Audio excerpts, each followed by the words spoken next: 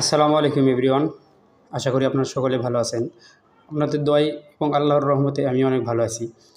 So আজকে দেখাবো আমরা কিভাবে ক্লোড এআই ব্যবহার করতে হয়। ক্লোড এআই দিয়ে আপনারা কিভাবে একটা ডকুমেন্ট বানাইতে পারেন।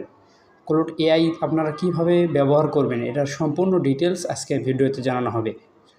সো দেরি না করে চলুন আমরা মোবাইল স্ক্রিনের দিকে লক্ষ্য করি। আমাদের যে হেলথ ওয়ার্কশপ হয় ওইটার যে একটা এই প্রেসক্রিপশন থাকে, ওই প্রেসক্রিপশন থেকে কিভাবে আমরা একটা রিপোর্ট তৈরি করতে পারি এআই এর মাধ্যমে, যেটা কিনা আমাদের হাতে করতে গেলে অনেক সময় লাগবে। এটা আমি আপনাকে আজকে দেখাবো। আচ্ছা, ঠিক আছে। এটা করার জন্য প্রথমে আমাদের লাগবে হইলো যে ক্লড এআই।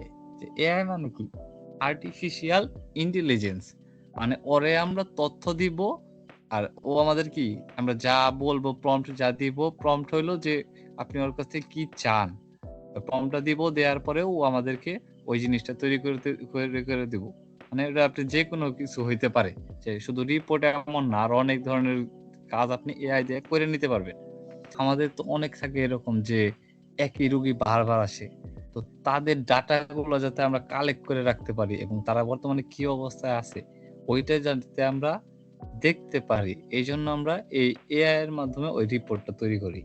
তো ওইটার মাধ্যমে আমরা কি কি দেখতে পারবো, যে একজন পেশেন্টের মানে বর্তমান অবস্থা কেমন আছে, কারা কারা ক্রিটিক্যাল সিচুয়েশনে আছে, তারপরে তাদেরকে কি কি মেডিসিন দেয়া হবে, কয় ধরনের মেডিসিন লাগতেছে, কত টাকা লাগতে পারে, সব ডিটেইলস আমরা এই রিপোর্টের মাধ্যমে তৈরি করতে পারবো। আর এটা তৈরি করার জন্য আমাদের কি লাগবে? এই প্রেসক্রিপশন। প্রেসক্রিপশনটা আমরা কিভাবে রাখি? আমরা যখন হেলথ ওয়ার্কশপ করি তখন তাদের প্রত্যেকের প্রেসক্রিপশনের ছবি আমরা ক্যাম স্ক্যানারে স্ক্যান করে রাইখে দিই। ওই কপিটা আমাদের কাছে আছে। তো ওই কপিটা নিয়ে আমরা এই যে ক্লড এআই, যেটা এই এআই এখানে দেই, দেওয়ার পর আমরা একটা প্রম্পট দেই, যে প্রম্পটটা আমাদের এসওপি তে রাখা আছে, ওইটা আমি আপনাদেরকে দেখাবো। তো শুরু করি। প্রথমে দেখেন যে আমি একটা প্রেসক্রিপশনের একটা পিডিএফ ফাইল পাঠাইছি যে ইসের কাছে। তো ওই ফাইলটা আমরা প্রথমে এই যে এখানে যে ক্লডের এখানে একটা প্লাস আইকন দেখা যাইতেছে, এই প্লাস আইকনে ক্লিক করে আমরা কি করব, ওই ফাইলটা প্রথমে এখানে আনবো। যে ওই যে অ্যাড ফাইলস অর ফটোস, এই অপশনটাতে আমরা ক্লিক করব। জাস্ট এই ক্লডে ঢুকলে এরকম আপনি ইন্টারফেসটা পাইবেন, যে এই যে এখন যেরকম দেয়া যাইতেছে। তো তারপরে আপনি প্লাস আইকনে ক্লিক করবেন। তারপরে ওই যে দেখেন উপরে 2 নম্বরে দেখা যাইতেছে WHW ফাইল 6, মানে 6 নাম্বার যে ফাইলটা আমি তৈরি করে রাখছি ওই ফাইলটা আছে, যেহেতু 20 টার বেশি নেওয়া যায় না। তো এইখানে আমি এজন্য আমাদের 112 জন রোগী ছিল, ওইটা আমি ভাগ করছিলাম 20টা 20টা 20টা করে। 20 টার বেশি দিলে রিপোর্টটা তৈরি করতে পারে না, মানে বেশি লোড হয়ে যায়। 20 টার বেশি নিতে পারে না দেখে এজন্য আমরা 20টা 20টা করে ভাগ করে পরে আবার ওই 5টারে আমরা কি করছি, একসাথ করছি। তো কি করব, এই ফাইলটারে আমি যে ওই ফাইলে ক্লিক করে ওপেনে ক্লিক করব। ওপেনে ক্লিক করলে দেখবেন আপনি এই ফাইলটা এখানে চলে আসছে, যে আমাদের এই ক্লড এআই। দেখেন এখানে কিন্তু চলে আসছে। চলে আসার পরে এখানে আমরা কি লিখবো, লেখাটা তো আপনিও জানেন না, ধরেন আমিও জানি না, কিন্তু লেখাটা আমাদের তৈরি করা আছে অলরেডি, শুধু জাস্ট কপি এন্ড পেস্ট করব। এই প্রম্পটের এই শুরু থেকে শেষ পর্যন্ত আমরা কপি করে নিব। এই প্রম্পটটা আমরা কপি করে নিয়ে আমাদের যে ওইখানে আমরা ক্লডে এর মধ্যে যে আমাদের ফাইলটা নিছি, জাস্ট ওইটার নিচে পেস্ট করব। পেস্ট করে আমরা এটা এন্টার দিয়ে দিব। এন্টার দিলেই ওরা পুরোপুরি এখানে আমাদের ডিটেইলস কি কি চায় আমরা আমাদের এই প্রম্পটের মধ্যে লেখা আছে। তো তারপরে কি হবে, এই ক্লড এআই সব ডিটেইলস ওরা যাচাই বাছাই করে আমাদের একটা ফাইনাল রিপোর্ট তৈরি করে দিবে। জাস্ট সর্বোচ্চ 3 থেকে 4 মিনিট লাগবে। মানে আমাদের নিজে হাতে কিছুই করতে হইতেছে না, শুধুমাত্র আমরা ফাইলটা দিলাম, আর ফাইল দেওয়ার পরে আমরা ওইখান থেকে জাস্ট এই প্রম্পটটা নিয়ে এখানে দিয়ে দিলাম, আর কোনো কাজ নাই আমাদের, সব এআই করে দিবে। এই যে এখানে তৈরি করতেছে।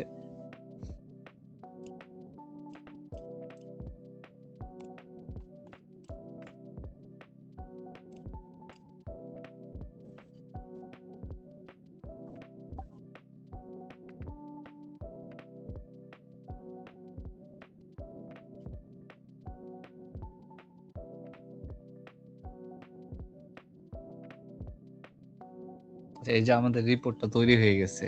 তো এই রিপোর্টটা তৈরি হওয়ার পরে এই যে আমরা একটু নিচের দিকে গেলে দেখতে পাবো যে এখানে একটা ডাউনলোড অপশন আছে।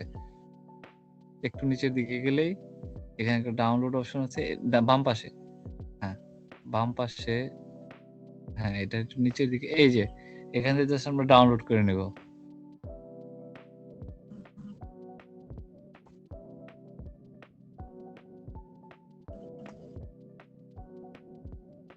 আচ্ছা, এটা ওপেন করেন।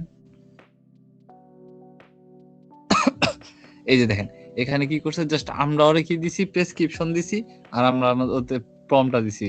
দেওয়ার পরে সম্পূর্ণ একটা কি করেছে, মানে রিপোর্ট তৈরি করেছে যে এখানে কি কি আছে, পেশেন্ট ডাটা আছে, সামারি ড্যাশবোর্ড আছে, ক্রিটিক্যাল পেশেন্ট কে কে সেটা আছে আলাদা করা, তারপরে মেডিসিন মানে কোন ধরনের মেডিসিন গুলা দিতে হইব ওইটার এখানে অ্যাড করা আছে।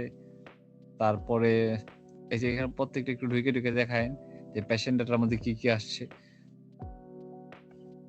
আচ্ছা, এই যে পেশেন্ট ডাটার মধ্যে যে এই TAN 104 নাম্বার যে পেশেন্টটা ছিল রাজু আহমেদ, তো সে কি ছেলে না মেয়ে, তার বাড়ি কোথায়, তারপরে তার কি কি সমস্যা, কি কি ওষুধ ডাক্তাররা দিছে, সে কি ক্রিটিক্যাল নাকি ক্রিটিক্যাল না, যাটাই ক্রিটিক্যাল সেটাই ইয়েস লেখা, যেটা ক্রিটিক্যাল না সেটাই নো লেখা।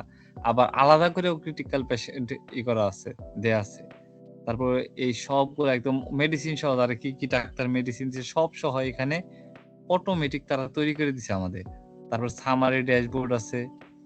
সামারি ড্যাশবোর্ডে এখানে যে সামারি গুলা করা আছে একদম সব পেশেন্টের, যে কতজন পেশেন্ট আসছে, তার মধ্যে মেল কয়জন, ফিমেল কয়জন, তারপরে এই ক্রিটিক্যাল কত পার্সেন্ট, তারপরে এজ কাদের কম, এজ, তারপরে সিতে আছে ইউনিট কভার, মানে কোন কোন এলাকার লোকজন আসছে, তারপরে আরো আছে যে বিভিন্ন ধরনের যে সবচেয়ে বেশি কোন মেডিসিন গুলা ডাক্তাররা লিখছে, যে কোন ওষুধগুলা আমাদের এই এলাকার মানুষের বেশি লাগতেছে, কি কি সমস্যা তাদের, সবগুলা এই ড্যাশবোর্ডের মধ্যে আছে। তারপর ক্রিটিক্যাল পেশেন্টের মধ্যে তাদের আলাদা করা আছে যে কোন রোগীগুলা বেশি অসুস্থ, যে কাদেরকে একটু আলাদাভাবে টেক কেয়ার করা। আচ্ছা, যে এখানে কে কে ক্রিটিক্যাল ওইটা আলাদা করে দেয়া আছে।